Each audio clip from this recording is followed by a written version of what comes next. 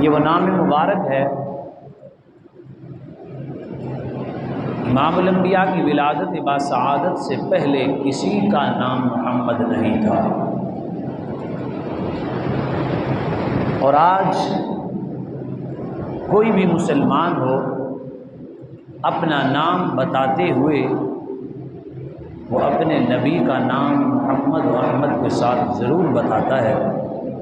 وہ اپنا نام نامکمل سمجھتا ہے، وہ اپنا نام ادھورا سمجھتا ہے کہ میں نام بتاؤں اور ساتھ محمد نہ کہوں۔ یعنی کیا تربیت ہے، کیا تعلیم ہے، کیا اسباق ہیں اللہ رب العزت نے ہمیں جو دیے کہ اس روئے زمین پر چلنے والا ہر شخص اپنے جو کلمہ گو ہے وہ اپنے نام کے ساتھ رسول اللہ صلی اللہ علیہ وسلم کا نام مبارک لگا کر سمجھاتا ہے کہ ظاہری طور پہ ہمارے آقا تشریف لے گئے، لیکن ان کے نام سے وابستہ لاتعداد لوگ اس کائنات پر موجود ہیں۔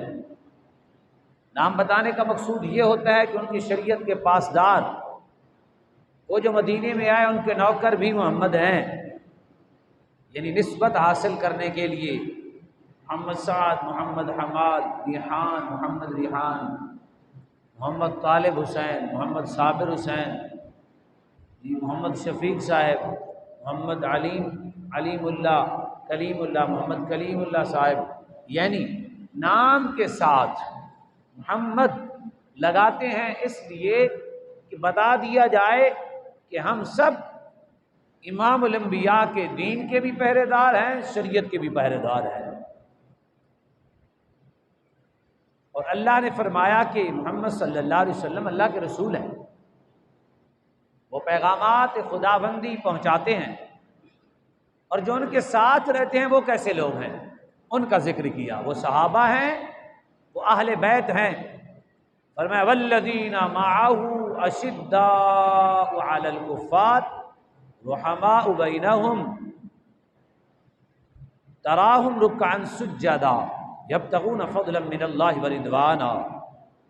فرمایا کچھ لوگ رسول اللہ کی معیت میں ہیں، اس میں اتفاق ہے تمام مکاتب کا کہ معا سے مراد سیدنا صدیق اکبر ہیں، کہ وہ ہمیشہ حضور کے ساتھ رہے، ان کی صبح ہو، ان کی شام، ان کا دن، ان کی رات، زندگی کے وہ لمحات جن میں وہ امام الانبیاء سید الانبیاء صلی اللہ علیہ وآلہ وسلم کو جہاں بھی پاتے وہ اپنے لمحات کو حضور کے ساتھ گزارتے۔ تو اللہ نے قرآن مجید میں فرمایا وہ لوگ جو نبی کریم صلی اللہ علیہ وسلم کے ساتھ ہیں، اس میں تمام احباب نے اتفاق کیا، اس سے مراد سیدنا صدیق اکبر ہیں۔ اشداء علی الکفار، کافروں پر سخت ہیں، اس سے مراد سیدنا فاروق اعظم ہیں۔ حرم بن حبان یہ ایک حضرت اویس کرنی کے متلاشی تھے، حضرت عمر فاروق کے زمانے میں حضرت عمر کی بارگاہ میں تشریف لائے تو حضرت عمر نے اویس کرنی کا ذکر کیا رضی اللہ تعالیٰ، تو یہ بڑا تلاش کرتے رہے حضرت اویس کرنی کو۔ گئے تو آپ ایک نہر پر وضو فرما رہے تھے، انہوں نے بات کی تو آپ نے سلام کا جواب دیا، اور پھر فرمایا کہ لگتا ہے عمر، اویس کرنی نے کہا کہ جی انا للہ و انا الیہ راجعون، عمر دنیا سے چلے گئے ہیں۔ حرم بن حبان نے کہا کہ میں تو کل مل کے آیا ہوں، ٹھیک ٹھاک تھے، ابھی کوئی پیغام ہی نہیں آیا، پتہ ہی نہیں ہے، آپ کو کیسے پتہ چلا دنیا سے چلے گئے ہیں؟ حضرت اویس کرنی کو کہا۔ حضرت اویس کرنی نے کہا کہ مجھے اس طرح پتہ چلا ہے کہ جانور بھی جانور کا احترام کیا کرتے تھے، بھیڑیا بکریوں کو اٹھانے سے ڈرتا تھا، جانور سے زیادتی کرنے سے گریز کرتے تھے۔ یہ کچھ دیر ہو گیا، یہ کام شروع ہو گیا ہے، مجھے لگتا ہے کہ عمر اس زمانے پہ نہیں رہے۔ حرم بن حبان کہتے ہیں کہ جب میں نے تحقیق کی معلوم ہوا کہ واقعتاً سیدنا فاروق اعظم دار فانی سے چلے گئے تھے۔ اشداء علی الکفار، عمر اسلام لائے تو پھر اللہ اکبر کی صدائیں بلند ہو گئیں، اسلام اپنی جوانی کی طرف آنا شروع ہو گیا، پھر خلیفۃ المسلمین بنے، دنیا کے کونے کونے میں اسلام کا پیغام پہنچ گیا۔ کائنات میں بڑے امراء آئیں گے، ہیبت کا یہ عالم کہ تھر تھرا جائیں کفار، روب کا یہ عالم کہ اپنے بیگانے اعتراف کریں کہ روب کیا ہے، کیا روب ہے سیدنا فاروق اعظم کا، لباس کا یہ عالم کہ 37 پیوند لگے ہوئے ہو، یہ ان کی زندگی کا عالم۔ لباس میں دیکھیں تو غریب، دبدبے میں دیکھیں تو مثال نہیں ہے، انصاف میں دیکھیں تو کمال ہے۔ وہ سیدنا فاروق اعظم اشداء علی الکفار، فرمایا کافروں پر سخت، مراد یہ نہیں ہے کہ کافروں پر سخت اللہ قتل و غارت، مراد یہ ہے کہ قانون کے پاسدار ہے، جہاں کفار غلط کرتے ہیں تو فوراً، ورنہ یہ جو دیوار گریا ہے اس پر سیدنا فاروق اعظم نے خط لکھا تھا اور اس پہ سائن کیے تھے۔ کچھ چیزیں سیدنا فاروق اعظم نے کی بھی، لیکن اللہ نے آپ کو ہیبت، دبدبا، شجاعت عطا فرمائی۔ امت مسلمہ نے قرآن کی اس جملے کی تشریح کرتے ہوئے ہمیں سمجھایا کہ سیدنا فاروق اعظم کی جھلک اشداء علی الکفار سے نظر آ رہی ہے۔ رب کریم نے یہاں جسے اشداء علی الکفار کہا وہ فاروق اعظم ہے۔ رحماء بینہم، جو آپس میں بڑے رحیم ہیں، فرمایا اس سے مراد سیدنا عثمان غنی رضی اللہ تعالی، سیدنا فاروق اعظم کے بعد عثمان غنی ہیں۔ تراہم رکعا سجدا، فرمایا آپ دیکھیں گے رکوع کرنے والے بہت زیادہ، سجدہ کرنے والے بہت زیادہ۔ فرمایا یہ سارے کے سارے رسول اللہ کے ساتھ ہیں، کفار پر سخت ہیں، آپس میں رحیم ہیں، سجدوں میں اور رکوع میں زندگی گزارتے ہیں۔ صدیق اکبر، فاروق اعظم، عثمان غنی، علی المرتضیٰ، رات دن آپ سیدنا علی پاک ساری رات نماز پڑھتے اور تہجد کے وقت روتے، رو کر اپنی داڑھی کو پکڑ لیتے اور پھر کہتے کہ اے علی، تو دنیا سے پیار کرتا ہے، دنیا سے محبت کرتا ہے، اور پھر گر گڑا کے روتے اور پھر کہتے کہ اے دنیا، میرا اور تجھ سے کوئی تعلق نہیں ہے، میرا اور تیرا کوئی تعلق نہیں ہے، میں نے تجھے 3 طلاقیں دی۔ یہ میرے شیر خدا ہیں، ہم سب کے مولا کائنات علی المرتضیٰ ہیں، جن کی زندگی کا یہ عالم ہے۔ ساری رات گریا کرنے، اپنے گھر کے اخراجات پورا کرنے کے لیے بدر سے ملی ہوئی زرہ کو بیچنے والے، وہ امیر المومنین سیدنا شیر خدا علی المرتضیٰ رضی اللہ تعالیٰ، ان کی راتوں کا یہ عالم۔ کسی نے آپ سے پوچھا، فرمایا رات دن میں آپ کو کون سا دن اچھا لگتا ہے، کون سی رات؟ آپ نے فرمایا یار دن مجھے گرمیوں کے اچھے لگتے ہیں، راتیں مجھے سردیوں کی اچھی لگتی ہیں۔ میں نے کہا حضور وہ کیوں؟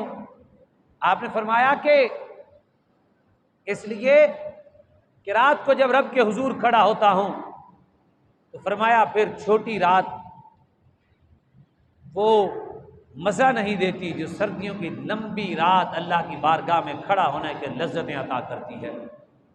فرمایا جب روزہ رکھتا ہوں وہ بھوک نہیں ستاتی اگر سردیوں کا دن ہو، وہ بھوک کی تلخی میری طرف نہیں آتی، وہ پیاس مجھے تڑپاتی نہیں ہے، لہذا گرمیوں کا روزہ رکھا ہو، بھوک تڑپائے اور پھر پیاس بندے کو تڑپا دے، فرمایا پھر مزہ آتا ہے کہ میں نے اپنے رب کے نام پہ روزہ رکھا ہے۔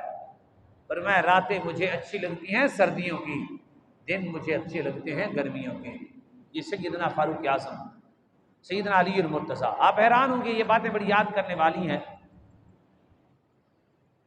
سیدنا علی المرتضیٰ رضی اللہ تعالیٰ عنہ، آپ کے بیٹوں میں سے 3 بیٹوں کا نام، بیٹے تو بہت زیادہ ہیں لیکن 3 بیٹوں کے نام میں بتانا چاہتا ہوں۔ اس وقت شام میں جو درباریں شہدائے اہل بیت کی بنی ہوئی ہیں اس پر یہ نام لکھے ہوئے ہیں۔ یاد کر لیں، ابو بکر بن علی، عمر بن علی، عثمان بن علی، یاد آ جائے گا نا۔ علی کے 3 بیٹوں کا نام کیا ہے؟ ابو بکر بن علی، عثمان بن علی، عمر بن، یہ 3 بیٹے کس کے ہیں؟ میں آپ سے، آپ اب سمجھتے ہیں، میں نے پہلے کہا تھا اہل بیت کا ہم یہ محبت ہوتی ہے کہ ہم اہل بیت کے افراد کا ذکر کریں، ان کے گھر والوں کا ذکر کریں، ان کی فیملی کا ذکر کریں، تاکہ ہمیں معلوم ہو جائے۔ آپ حیران ہوں گے، تھوڑا سا سمجھیں گے تو انشاءاللہ بڑی برکت ہوگی۔ اب بڑی سمجھنے والی بات ہے میرے بھائیوں، علی کا بیٹا حسین ہوگا کہ نہیں؟ ہوگا نا، حسین و جمیل تھے، میرے نبی کی نسل سے ہیں، میرے نبی صلی اللہ علیہ وسلم کی ہاشمی ہیں، حسین و جمیل ہوں گے۔ اور جس کو حکمت اور علم کی سند رسول اللہ دیں، انا دار الحکمت وعلی بابها وانا مدینۃ العلم وعلی بابها، میں حکمت کا شہر ہوں، علی میرا دروازہ ہے، میں علم کا شہر ہوں، علی میرا دروازہ ہے۔ ذرا جب علی کے گھر میں بیٹا ہوا ہوگا، علی پاک نے تو ضرور بیٹوں کو بلا کر، حسن کو بھی، حسین کو بھی، رشتہ داروں کو، ذرا دیکھو میرے بیٹے کو کتنا حسین ہے۔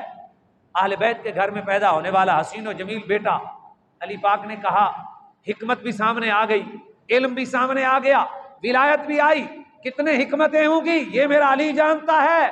ارے یہ حدیث پڑھنے والوں ذرا حدیث کو سمجھو تو صحیح، میرے علی کتنے دانا تھے، میرے علی کتنے حکمت والے تھے، کیا ان کے اندر حکمتیں تھیں، کیا امت کا اتفاق چاہتے تھے، کیا صحابہ کا احترام کرنا چاہتے تھے، کیا امت کو آپس میں محبت سکھلانا چاہتے تھے۔ فرمایا بیٹا ہو علی کا، ہو بھی حسین و جمیل، نام بھی حسین و جمیل رکھنا چاہیے۔ نے کہا حضور کیا نام رکھیں؟ فرمایا اس کا نام ابو بکر رکھ دیں، ابو بکر بھی بہت خوبصورت تھا، یہ بھی بڑا خوبصورت ہے، یہ میرے علی نے نام رکھا، میرے علی پاک مولا کائنات نے نام رکھا۔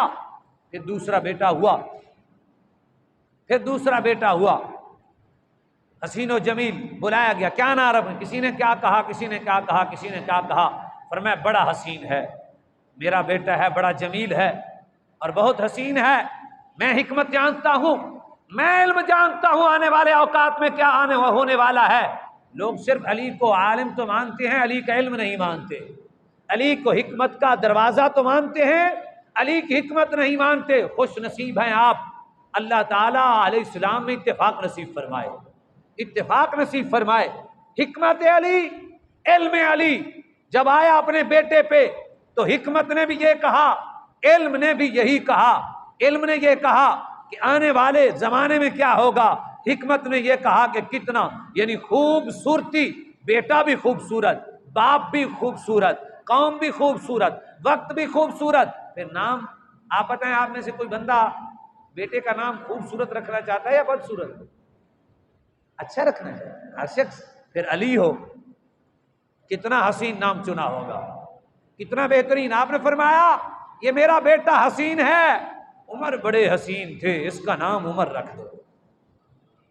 واہ علی کیا تیری حکمت ہے، کیا تو نے ہمیں سبق دیا، کیا تو نے ہمیں تعلیم دی، کیا تو نے ہمیں سمجھایا۔ اور پھر سبحان اللہ تیسرا بیٹا ہوا، بیٹا ہے وہ بھی حسین و جمیل، اور میں آپ کو سمجھاؤں گا انشاءاللہ، بات بڑی واضح ہو گیا، حیران ہوں گے۔ پھر تیسرا بیٹا ہوا، بلایا گیا، حضور یہ بیٹے اور بھی بیٹے ہوتے رہے، میں یہ بیٹا بھی بڑا حسین ہے یار، بڑا جمیل ہے یار۔ اللہ اکبر، قربان جائیں شیر خدا کی حکمتوں پر، میرے نبی کی تربیت پر، میرے نبی صلی اللہ علیہ وآلہ وسلم کی معیت اور صحبت کی برکت پر علی پاک نے پرورش پائی ہے رسول اللہ کی بارگاہ میں، میرے نبی کی رشتہ داری پر کیا علی پاک نے حق ادا کر دیا یار، کیا اتفاق سکھایا، کیا اتحاد سکھایا، کیا سبق بتایا، کیا قرآن کی تشریح کی، کیا میرے نبی کے ساتھ رہنے والوں سے پیار کا اظہار کیا۔ کیا ضرورت تھی لکھنے کی، نہ بھی کوئی نام رکھے، ہم میں سے بھی کوئی کسی کا ابو بکر بیٹے کا نام رکھے تو گناہ گار تو نہیں ہوگا نا، لیکن حکمتیں بھی تو ہوتی ہیں نا، علم بھی تو ہوتا ہے نا۔ فرمایا کہ ہاں میرے علی نے فرمایا اس کا نام عثمان رکھ دو، یہ بھی حسین ہے، عثمان بھی بڑے حسین تھے۔